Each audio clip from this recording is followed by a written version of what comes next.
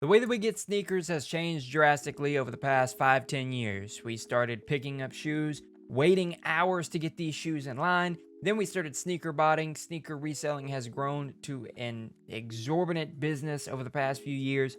But one way that hasn't changed since the beginning of sneaker reselling is backdooring. In case you guys don't know what backdooring is, it's essentially when you get shoes from someone at the location.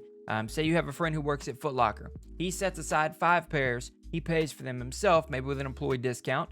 Then he sells them to you at an updated price. He makes a little bit of money. And then you turn around and sell them on the resale market. You make some money. That's how it works. Everybody makes money. Now, one of the biggest backdoors of sneakers was kind of called out today.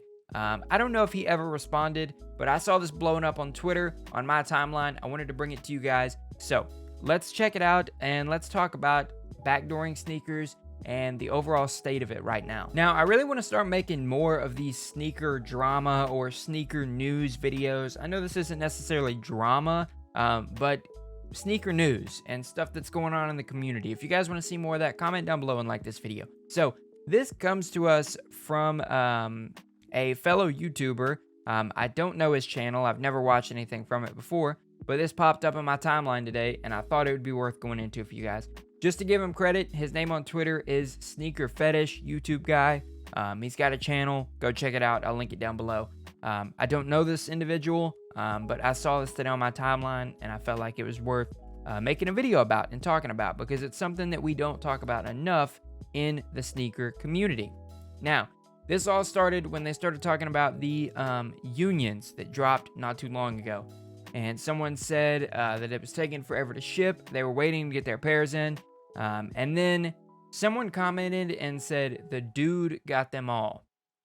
And Sneaker Fetish responds with, BenjaminKickz got our sizes. In case you guys don't know, BenjaminKickz is a sneaker reseller. There have been many videos made about him. He's the kid who was a kid whenever the video was made with DJ Khaled, and he said business was booming, and that's become his whole thing now. I don't know much about him. I don't like what I do know. But anyways, apparently he said BenjaminKickz got all our sizes. And this is what BenjaminKickz posted on Instagram. And this is what he said.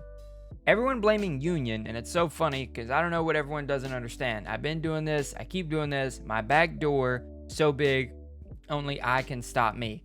Been doing it since 2016. I love it here. Every release, you guys blame a new store. What if my back door isn't a store, but it's the ... themselves? Every time you blame a store, just remember one store couldn't keep up and supply the quantities I need. #respectfully. So basically what he's saying there is that there is no one store that could keep up with his demand. So he's not getting pairs directly from the store.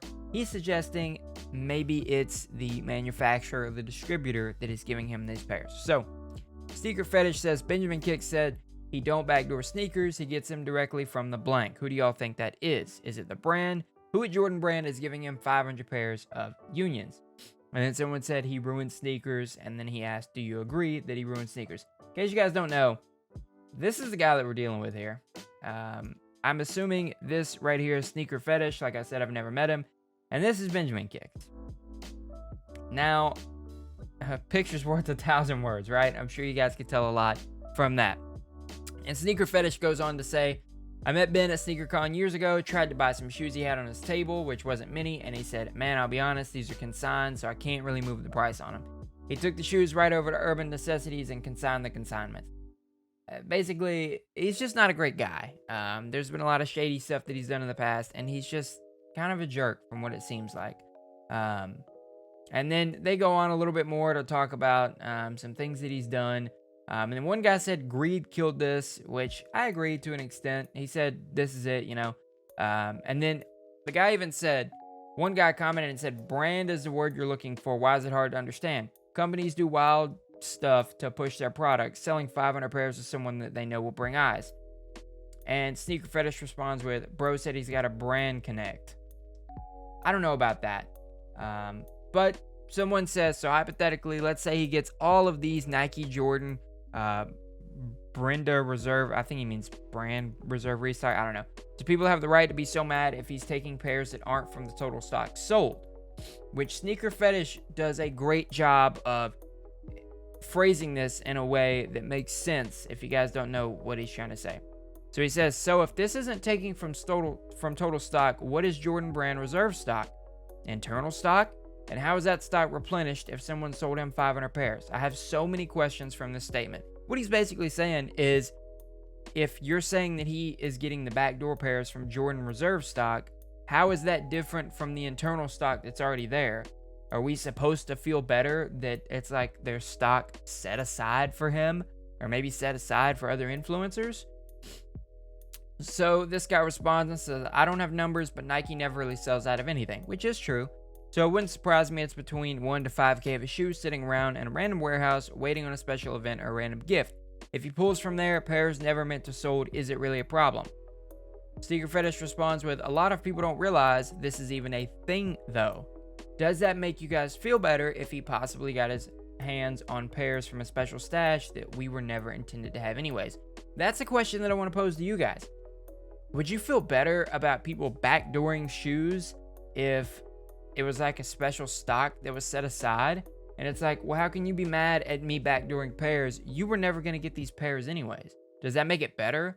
In my opinion, no way. I mean, that doesn't make it better at all. So then they go on and someone else says stock kept in a third-party warehouse.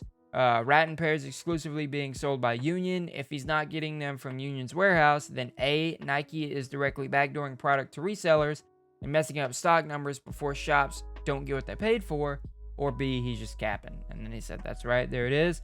This goes on a little bit further, and Sneaker Fetish says that he had a homie that was connected with a store that literally stole all of the pairs straight off the boat when they came in on the cargo ship, so everything they sold was pure profit. They were eventually caught and shut down. And really, this all stems from the Union drop that happened not too long ago, and how unfair, how bad the release was handled. And someone even says, everybody forgot about Union LA being praised for having one of the fairest and most accessible sneaker releases for the first round of 4s and legendary 1s. And Sneaker Fetish says, I think that's the very reason people have been so displeased with the more recent drops. If it wasn't broken, why do they keep fixing it? Only to make it worse, which is true. And then an account called LA3, maybe this is a store, gets involved. I'm not really sure. This is something that Brooklyn Projects posted. Those in a tight circle know what's really going on and has been going on for 20 plus years. Can't be mad at Ben. Anyone given the chance, opportunity would do the same thing. The thing to be mad at is the closed door, not the backdoor business. And they said the best take over a situation that shall never change. Most mass backdoor are also marked up, so y'all wouldn't even want to pay what he had to pay for those shoes. The game is the game. Basically saying that the pairs that Ben bought are more expensive than retail. We probably wouldn't even want to pay that price. They said, here's a simple fact. I know it because I know SB managers and store owners. If stores didn't backdoor, they wouldn't be open or would have issues with payroll. So basically saying that these stores have to backdoor some of these pairs at updated and elevated retail prices, or they wouldn't even be able to essentially keep their doors open. And he had one more tweet that I really wanted to look at before we ended it out. Here's kind of what they were saying. They're basically saying 3,000 pairs at $1,500 a pop is $4.5 million, and that's on the low end. You think someone won't get touched if these big deals go south? Think again. That's why I said sneaker game is like the never mind.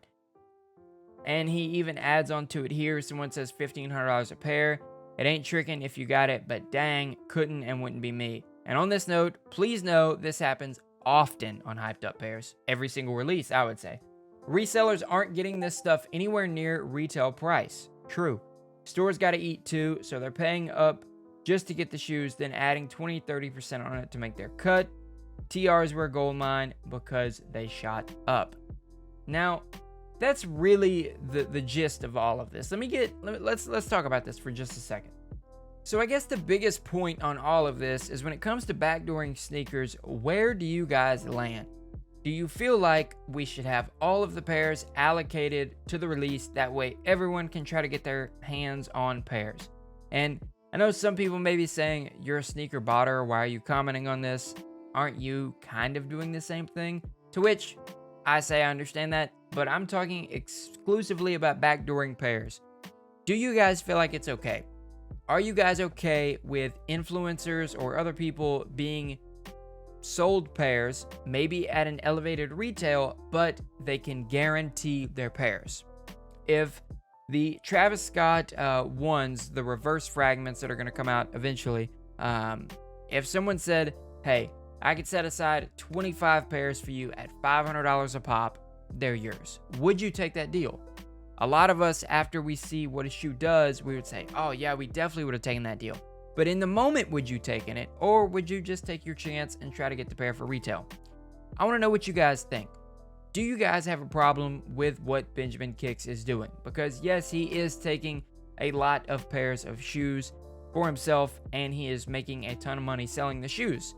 Do you guys have an issue with potentially a store like Union backdooring pairs to himself or to Ben and selling them at a higher price so they can make their own money?